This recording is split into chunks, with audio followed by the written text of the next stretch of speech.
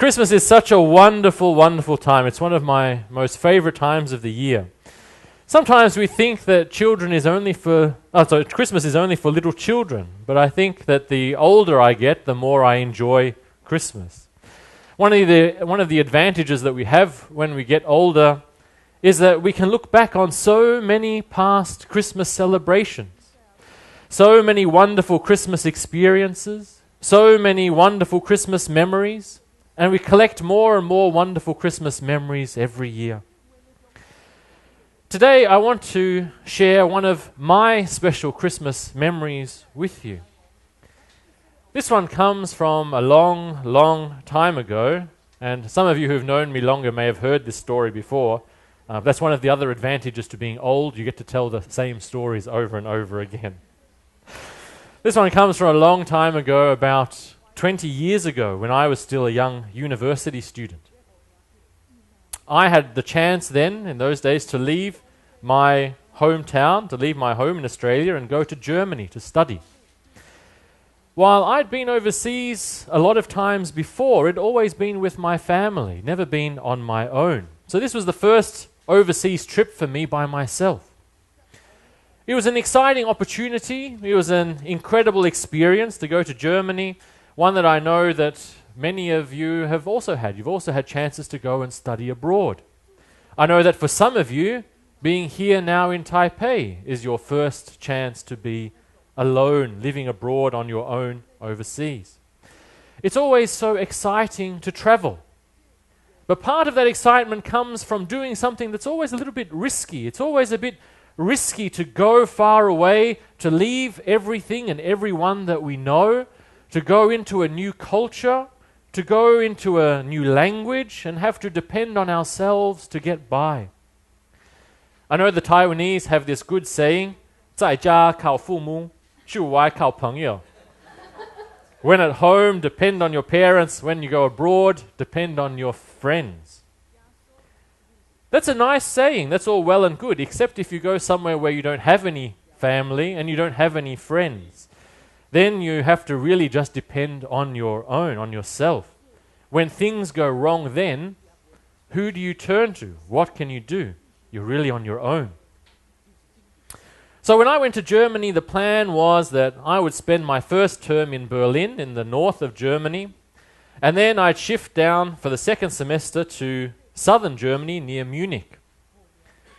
Before I left Australia, I carefully tried to plan everything out and made sure that in each place I had a place to live. And I chose to live in the student dorms because I thought, well, on the one hand, the dorms, they're going to be small and shared, but on the other hand, it meant that I wouldn't have to go through the trouble of trying to find some place to live in each city. There are enough worries to go through living abroad.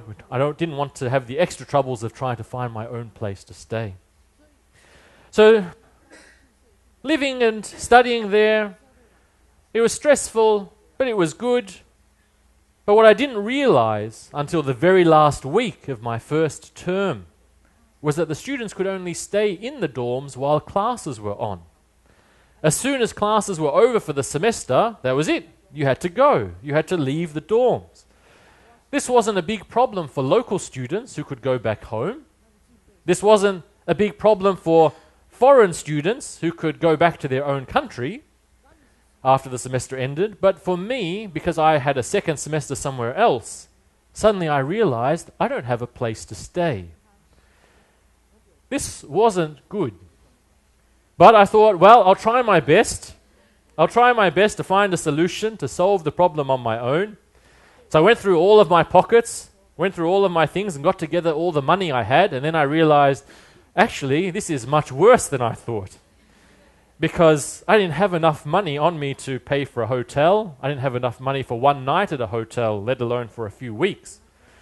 Even a youth hostel, well, that would be too much money to spend. Where would I get the money from? The few people that I had met during the semester, well, they were all leaving. So there wasn't a chance to spend a few weeks with a friend at their apartment. That wasn't an option either. So sitting in my dorm room, I just started thinking, well, everything looks really, really bad now. Things are looking really hopeless. What was I going to do? So I thought, well, I'm a tough, independent 21-year-old young man. Surely I can find a solution. My solution was, I'll call my mum. She'll help. So I called my mum, reverse charges, of course, to Australia because I didn't have enough money to make the phone call. And my mum had an idea. She said, many, many years, many decades earlier, when so many people fled from Lebanon, some, like my parents, they went to Australia. But others went to different countries.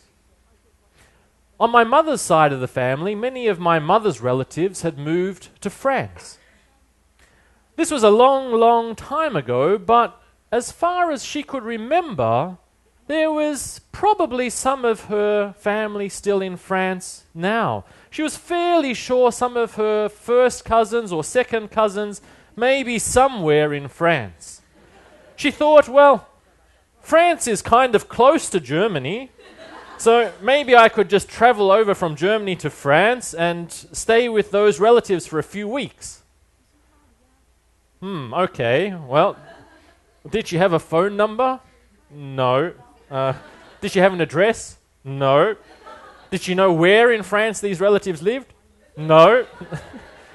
But she said, don't worry, she'll ask around, she'll make some phone calls and ask among our relatives and see, does anyone know where our family is?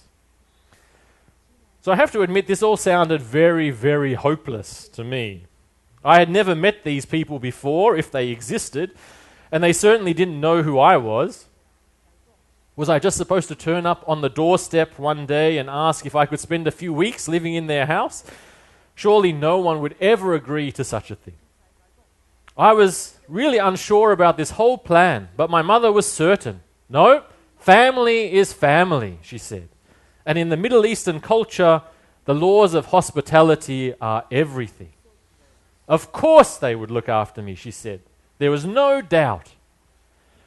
Well, maybe no doubt for her, but I had plenty of doubts. The next day, my mum called back and said, well, she's got news. She had found out that our relatives lived in Lille in northern France, and she had already spoken to them on the phone, and they were expecting me. Well, so I was still a bit hesitant, but I got together the little money that I had and went and packed my backpack and bought the cheapest ticket on the slowest, oldest train that I could find to take me on the long, long journey from Germany into northern France. Spending the whole day on the train gave me plenty of time to worry. Plenty of time to worry about how things were going to turn out. What was I really doing, traveling from this one country to the other? I'd never been to France before in my life. I didn't know anyone there. I didn't speak the language. I'd never met these people there before. And even though we were family, what if we didn't get along? What if they were just being polite to my mother on the phone and said, yeah, sure, he can come, but they never really expected me to turn up? So there's lots of time sitting in the train worrying what's going to happen.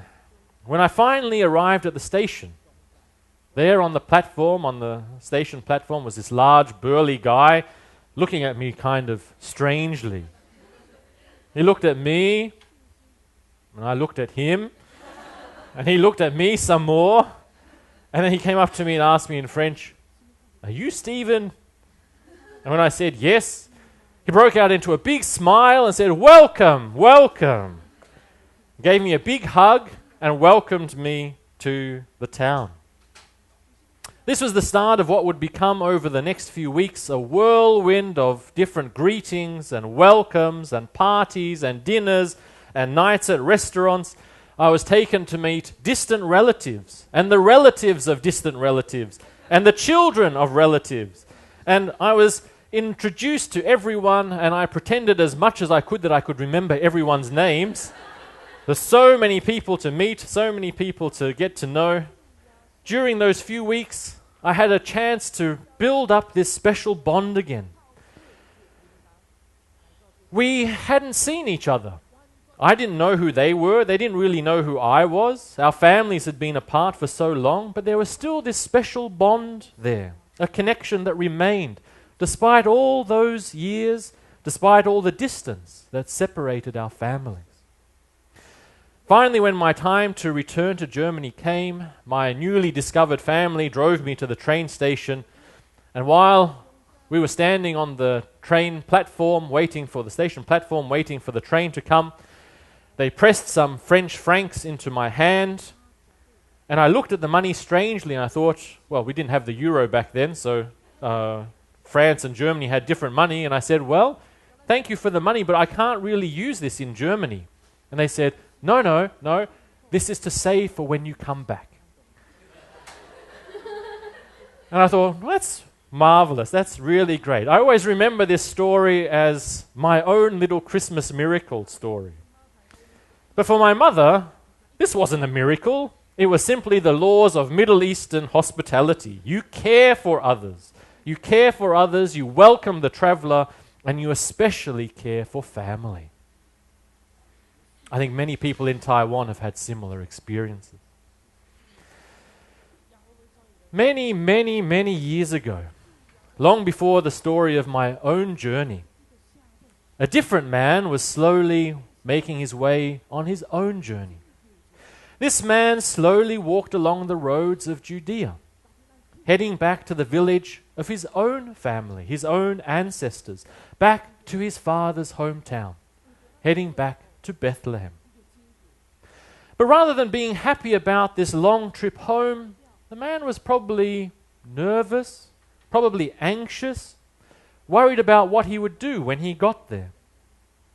All his family would be there, uncles and aunts, cousins, extended family, all of them eager to see each other again.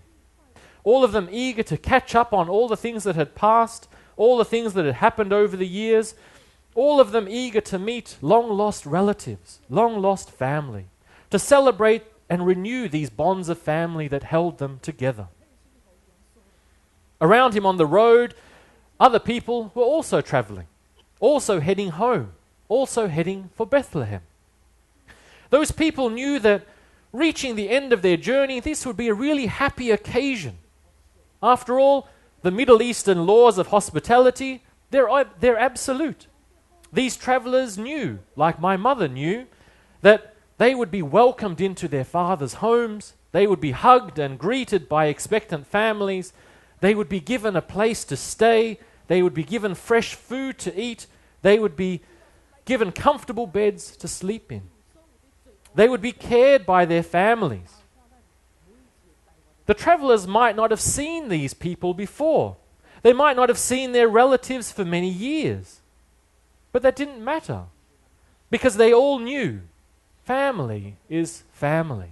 Family is important. But among all these happy travelers on their way back to Bethlehem, I think for this one man, he already knew that there was nothing really good waiting for him at the end. Even though he was going back to his hometown, even though he was going back to his father's home village, he knew that for him, none of his family would really welcome him. No one would really be there to embrace or hug or greet him. No one would be there to feed him, and no one would offer him a place to stay.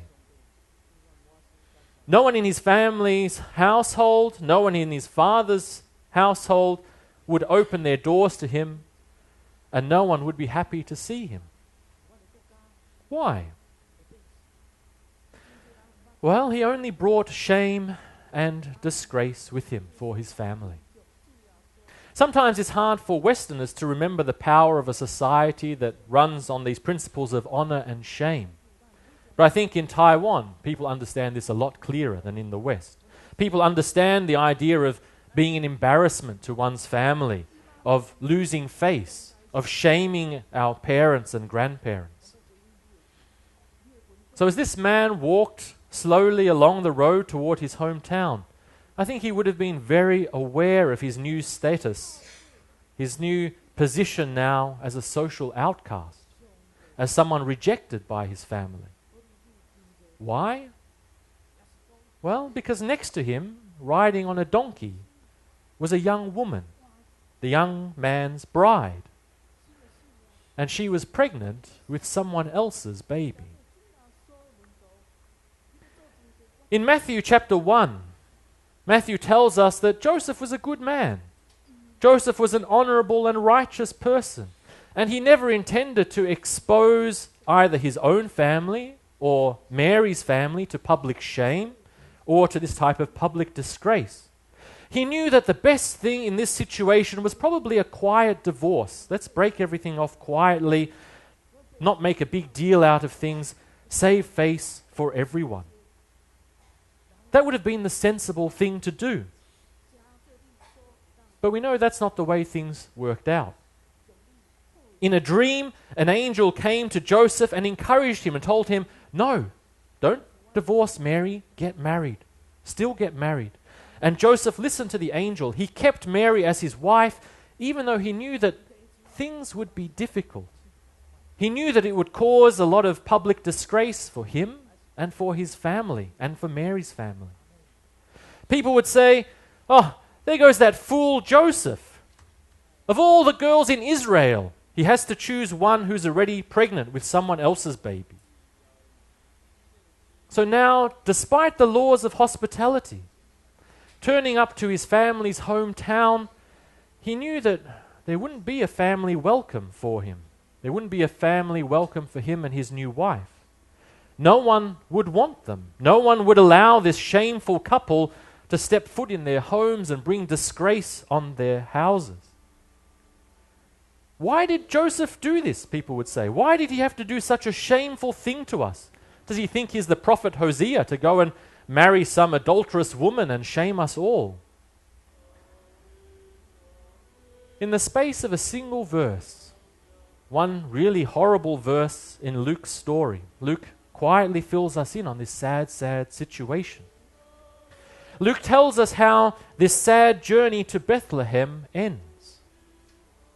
Mary gave birth to her firstborn, to a son. She wrapped him in cloths, placed him in a manger, because there was no room for them in the inn. For many of us today, when we read this verse, when we hear this story, we think to ourselves, well, of course, Joseph. Really, of course. If you don't book a room in advance, and if you don't leave a credit card deposit, and if you don't arrive before 6 p.m., of course there's not going to be any room left at the hotel. They're going to give it away to someone else. But I think when we think this way, we miss the whole point of the story.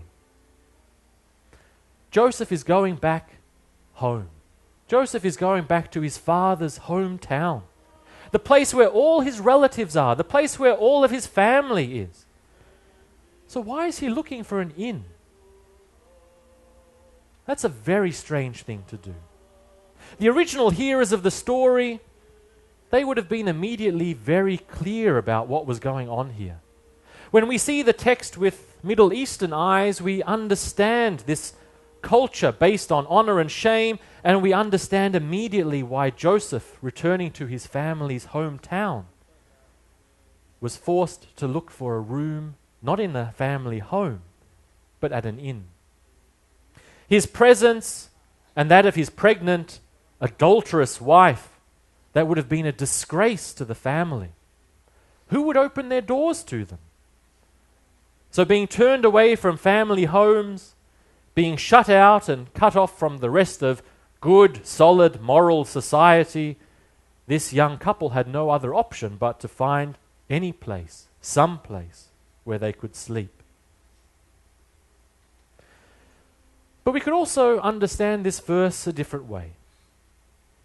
Some of our New Testament teachers, they tell us that the word inn doesn't really mean a hotel like we know it today. They tell us that the word could have meant just the living quarters in a family home.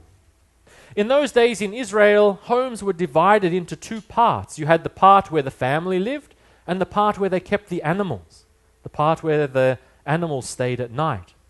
This part for the animals that may have been undercover, it may have had a roof over it, but often it was just like a fenced-in area next to the house, out in the open. So maybe when Luke tells us there was no room in the inn, What he means is that there was no room in the family living space. But I think if we read the text this way, the story becomes even worse. The story of family exclusion becomes even worse. In this case, maybe one of Joseph's relatives did open his doors to the travelers, and maybe the living quarters in the house were already full. But what this means is that no one was prepared to make space, to make room in the house for this shameful couple. Sure, they've traveled a long way. Sure, they've come a long way. Sure, that woman there is pregnant. But that child doesn't belong to us. He's not part of our family. We want nothing to do with them. So let them sleep outside. Let them stay outside with the animals. That's all they deserve. And look again at the verse in Luke. Not only is Mary pregnant, she's giving birth to her firstborn child. And that child is a son. Jesus is a firstborn son. This should be a fantastic, great celebration in a Jewish house. For a Jewish family, this is the greatest thing to happen, to have the birth of a firstborn son. But here there is no celebration. There's no celebration to mark Jesus' arrival.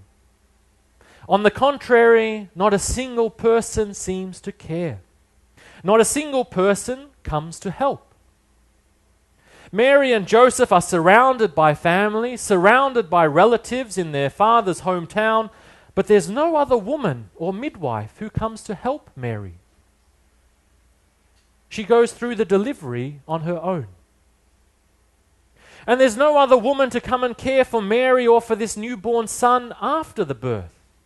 Again, Mary does it on her own. Mary is surrounded by Joseph's family, but she has to give birth all alone. She is surrounded by family, but all alone. She has to wrap up Jesus. She has to wrap up the baby using strips of cloth. No one came to help her do that. All alone, Mary herself has to lay her firstborn son, in some animal's feeding trough. If they were hidden away in a hotel barn somewhere, then maybe we could understand why this happens, why Mary suffers through everything alone. But here, surrounded by family, she's rejected. She's kicked outside to give birth in the dirt and in the mud, forced to sleep with the animals, isolated outside and ignored. The Christmas story really is one that's so full of joy and wonder, and yet at the same time, it has these traces, these terrible, terribly sad and disappointing parts. These experiences of family brokenness and shame. God gives to humanity the greatest gift imaginable. God gives us eternal, almighty presence. He gives us Himself, the creator of heaven and earth. The eternal wisdom of the universe comes down to earth. The glorious light of the world takes on flesh, comes into our world as a small, vulnerable child. The light of the world comes to us, and what do? We blow it out. We refuse to open the door. We shut out the light. We reject it. We draw the curtains closed and we pretend we're not at home. One of the saddest things about this story is that those people long ago who rejected the newborn light of the world, who rejected Jesus and Mary and Joseph, who closed their doors to this young family. Why did they do this? They didn't do it because they were evil. They acted the way they did because they were very concerned about good morals. Let's be very, very clear about this. They wanted to defend goodness. They wanted to defend good morals. In their desire to defend goodness, they rejected God. In their desire to reject sin and evil, they rejected God.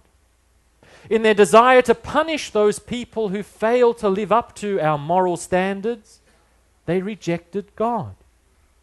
Their love of holiness, their love of good morals, their love of so-called traditional family values drove them to close the door on Jesus. Their love of morals led them to lock God out of their homes and to reject and ignore the light of the world. They had this deep desire. They wanted to do what they thought was right, was good, was moral, to reject someone with a strange baby, someone else's child, and by doing this, they turned their backs on Jesus. We've spoken a lot this year about the theme of exclusion, about the way we in the church so often push other people away, about the way we reject others, and how we think we're doing God's work when we do this. We push others away when Jesus demands that we accept others, welcome others, invite others in. Here in the Christmas story, we see the same message. Today, in our own desires to be holy, or to be moral, or even to defend so-called traditional family values, are we still rejecting others? Are we still pushing others away instead of welcoming and accepting others? Hebrews 13, chapter 13, verse 2, gives us a great, great verse. It tells us, don't forget to show hospitality to strangers, for by doing that, some have entertained angels without knowing it. I think Joseph's family would have been horrified to learn that the people that they pushed away, the child they pushed away, wasn't just an angel, but was God. So here when we read the Christmas story, we see that when we close our hearts, when we close our homes to those people that we call sinners, when we close our hearts and our homes to the weak, to the poor, when we reject and condemn those people we think aren't good enough, when we criticize and sneer at people we think of as immoral, then how many times have we done this to Jesus? How often has Christ come to us, but we've looked at him with contempt? How often have we shut the door on Jesus and told him, sorry, there's no room here for someone like you. There's no room in our churches. There's no room in our homes. There's no room in our societies. And there's no room in our hearts. Do we let our love of morality, our love of holiness, drive us to close the door on others? To close the door on people that we should be accepting and welcoming? Out in the fields nearby, there were shepherds looking after their flocks that night when all of a sudden angels appeared in the sky with the good news of Christ's birth in Bethlehem.